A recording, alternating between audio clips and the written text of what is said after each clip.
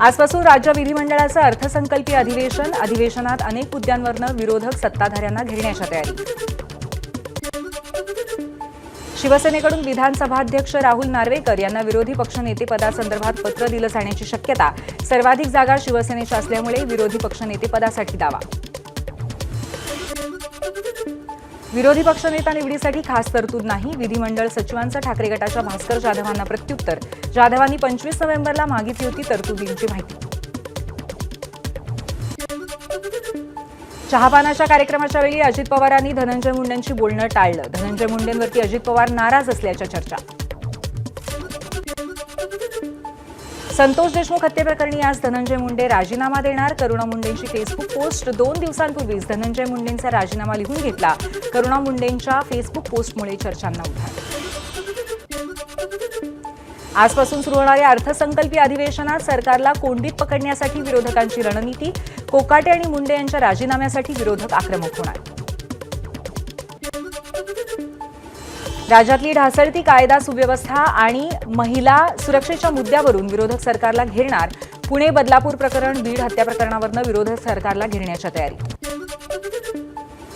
वादग्रस्त रिफायनरी बारसूमध्येच होणार. विश्वसनीय सूत्रांची माहिती. विरोध झाला तर रिफायनरी राज्यात करण्यासाठी राज्य सरकारचा प्रयत्न. बारसूचं मृदा परीक्षण सकारात्मक म्हणून सरकार आग्रही.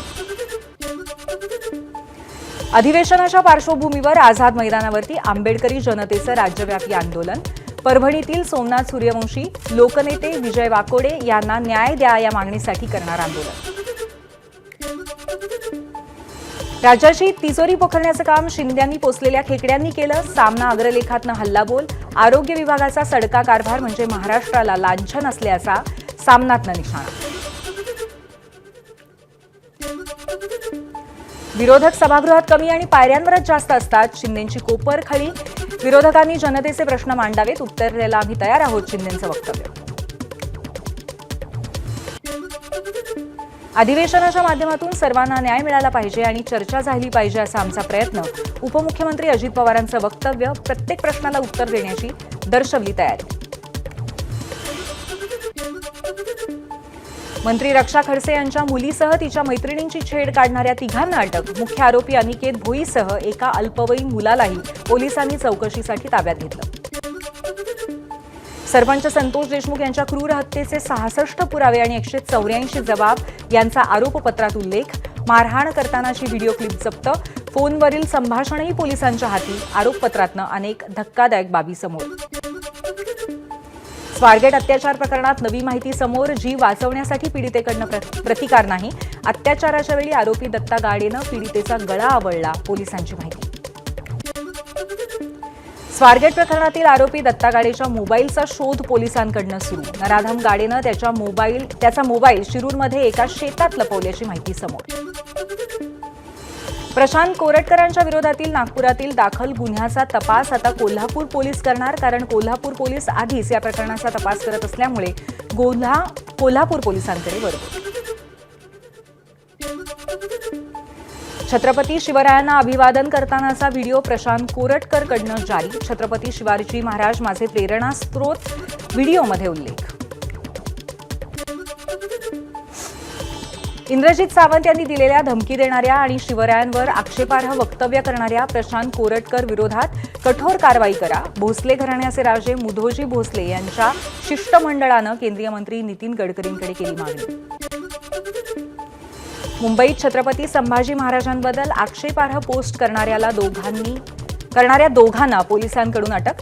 हिंदू धर्मियांच्या भावना दुखावतील या हेतूने औरंगजेबाच्या समर्थनासाठी आरोपींनी केली पोस्ट. अहिल्यानगरच्या निंबळक बायपास चौकात किराणा दुकानदारावरती प्राणघातक हल्ला. 19 ते 20 जणांकडून हल्ला करत दुकान जाळण्याचा प्रयत्न. घटनेच्या निषेधासाठी उद्या निंबाळक गाव बंदचा इशारा. मुंबई पुणे द्रुतगती मार्गावरती 10 ते 12 कोटींचं लाल चंदन जप्त. चालकासह एकाला अटक. मात्र इतर आरोपींचा पिंपरी चिंचवड पोलिसांकडनं शोध सुरू.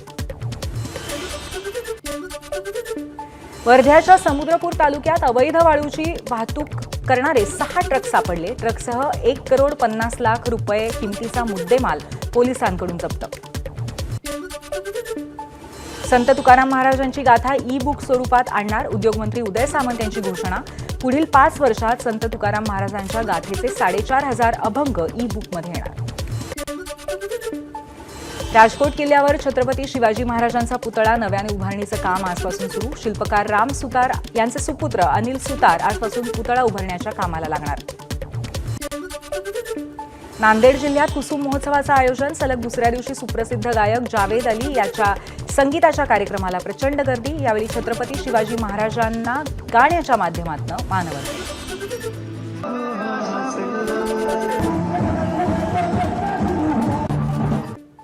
वर्धा जिल्ह्यात आरटीई प्रवेशासाठी पालकांची लगबग सुरू. आतापर्यंत 814 बालकांचे प्रवेश निश्चित.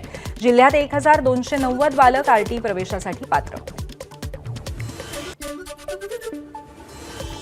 नंदुरबार जिल्ह्यात लहान मुलांना चिकन पॉक्सचा धोका. संसर्गजन्य रोग असल्यामुळे अनेक लहान मुलांना चिकन पॉक्स म्हणजे कांजिण्यांची लागण, ताप येणं, अंगाला पुरळ, फोड, नंतर खरूज होण्याचा धोका.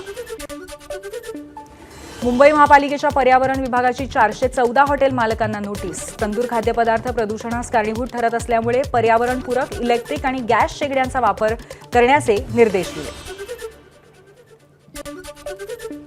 प्रॉपर्टी टॅक्समधून मुंबई महापालिका मालामाल. फेब्रुवारीपर्यंत 5,069 कोटींचा प्रॉपर्टी टॅक्स गोळा. मार्चमध्ये हाच आकडा 1,200 कोटींपर्यंत जाण्याचा अंदाज.